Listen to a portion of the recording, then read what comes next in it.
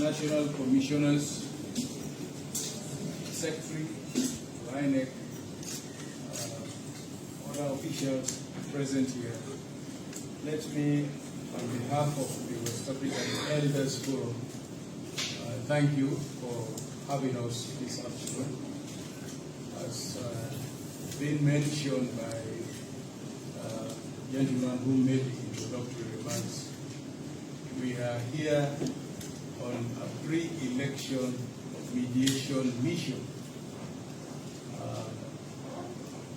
The Elders Forum was constituted to address issues of governance, elections, and generally to mediate where we think the need arises, not only in Nigeria but in other countries within the sub-region, and maybe with a hope to extend the activities of the forum to other parts of the continent.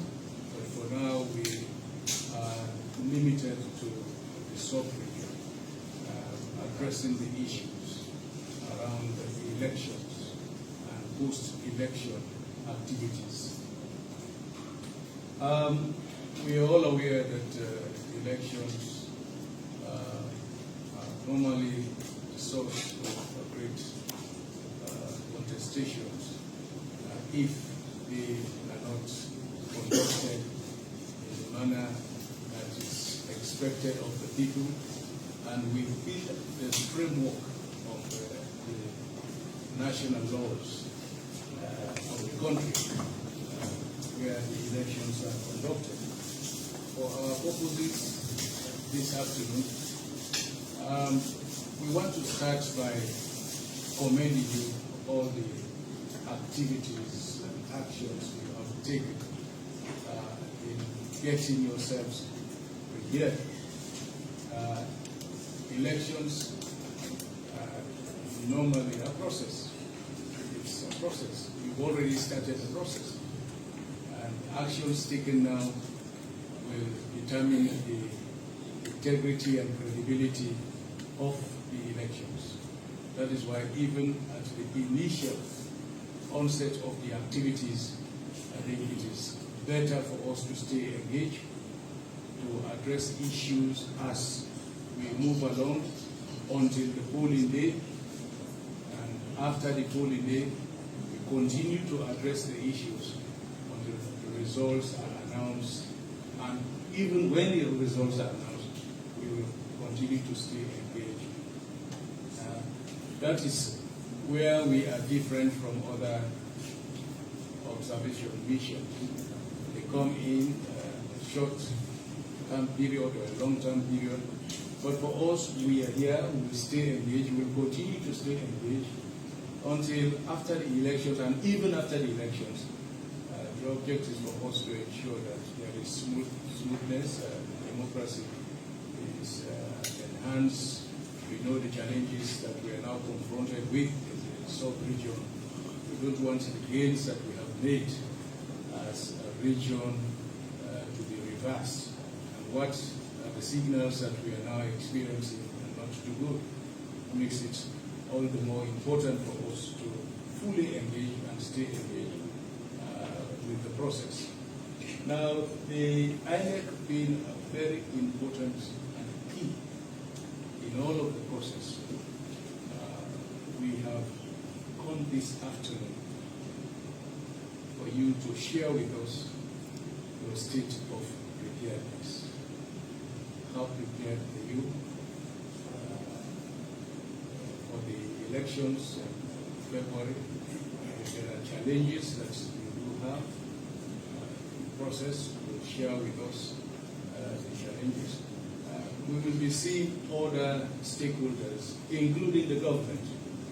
I think this is an important engagement for us to know the specifics in the light of the new laws that have been enacted.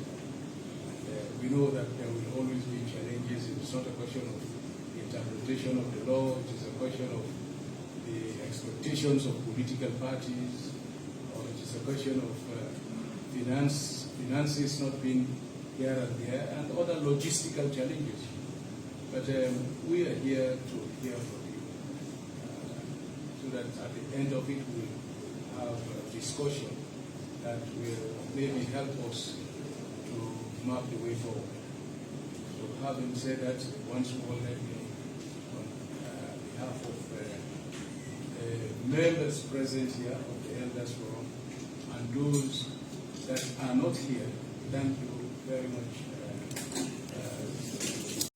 Other members of the forum, not forgetting our own very dear friend, His Excellency Mohammed Ibn Chambers, National Commissioners of INEC, the Secretary to the Commission, other officials, the media, ladies and gentlemen. It is my honor to welcome His Excellency President Barack Obama and other members of the West African Elders Forum to the Independent National Electoral Commission. Your visit is a source of encouragement to us and a clear indication of the importance of Nigeria's forthcoming elections to our sub-region and beyond.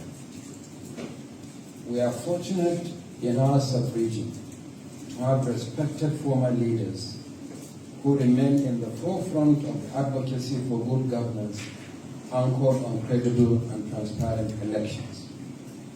The fact that you have won democratic elections and in turn handed over power democratically at the end of their tenure is worthy of emulation and commendation. That is why today your voice is respected not only in our sub-region but globally by the sheer force of personal example you set rather than any statutory authority. Many of you require no introduction. No democratic election in our sub-region is complete without the involvement of you, Your Excellencies, as heads of one election observation mission or another. Only 4 months ago, President Goodluck Jonathan led the ESA observation mission to the general election in Kenya. So too is His Excellency President Koroma, who led the African Union election observation mission. I met both of you in Nairobi at the famous Serena Hotel when we went to listen to your preliminary statements on the conduct of the election. And in April last year, I also met President Koroma as leader of the ECOWAS election observation mission to Benin Republic. But long before then, in my capacity as president of the ECOWAS network of electoral commissions, I spent some time in Sierra Leone on needs assessment mission. I led 3 of my colleagues from Benin Republic, Cape Verde, and Burkina Faso. And we had a series of engagement, not only with officials of the Electoral Commission, but with others as well in Freetown. At that time, we could not have visited any presidential palace because we don't visit presidential palaces when it comes to election observation, our own election needs assessment mission. But I want to tell you, Your Excellency, I met many, many good friends in Sierra Leone. I met the Chief Justice, Abdullahi Cham, the Inspector General of Police, Francis Monu, the National Security Coordinator, Ismail Tarawali. I met your Justice Minister, Joseph Koroma, the Interior Minister, Alfred Conte, and the President of the Sierra Leone Association of Journalists, my good friend, Kelby Lewis, the former president. We still maintain touch with them. I met the late chairman of the Political Parties Registration Commission, Justice Omalade Hamilton. And I also met the Sierra Leonean Independent Media Commission Chairman, Said Mbayo, and we had extremely nice stay and enjoyed the Sierra Leonean cuisine at Manioko. So you're welcome, Your Excellency. Wherever we go in West Africa is truly, truly home for us. Similarly, 4 years ago, we received Her Excellency Fatoumata Jallow Tambajang as member of the ECOWAS Election Observation Mission to our 2019 general election. Once again, you are welcome, Your Excellency. And it's good to see that you are never tired in the service of democracy in our sub-regions. As for His Excellency Dr. Mohammed Ibn Chambers, I had only this morning informed his successor in office, the Deputy Special Representative of the United Nations Secretary General for West Africa and the Sahel, about the Commission's special relationship with UNOWAS, made possible by the exemplary leadership of Ibn Chambers. Twice in 2018 and 2019, you made encouraging and supportive visits to the Commission ahead of our 2019 general elections. We are most grateful, Your Excellency. On this note, I must also add that with respected leaders in the region coming together as elders for credible elections, I am confident that there will be less of mediation in conflict situations and more of election observation missions in peacetime.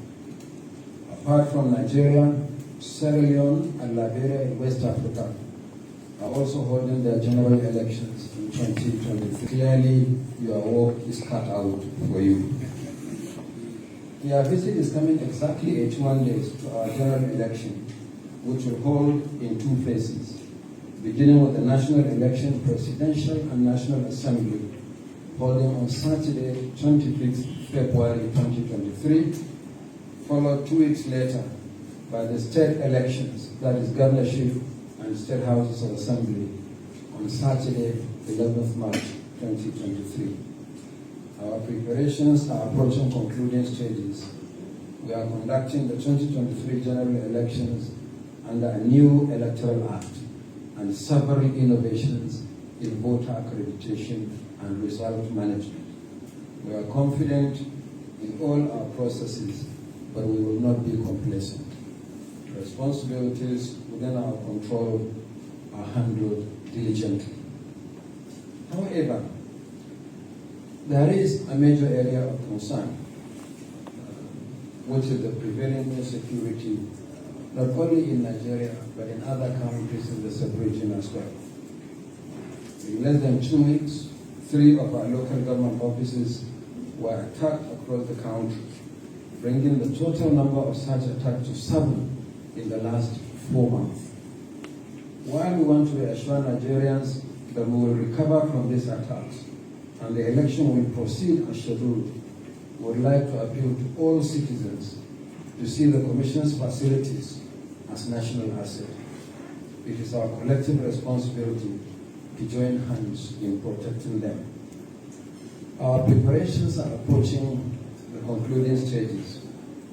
We are conducting the 2023 general elections with a new electoral act and several innovations, as I said, including voter accreditation using the bimodal voter accreditation system, and also the uploading of election results in real time to the INEC result viewing portal. So we look forward to your words of wisdom as we go into the working session of this very important visit. We'll always cherish your presence, your support, your words of advice, and your accumulated experience in not only managing democratic elections as leaders in our various countries, but also managing democratic elections and peaceful transitions elsewhere. Once again, I welcome Your Excellencies and your team to INEC. I thank you and God bless.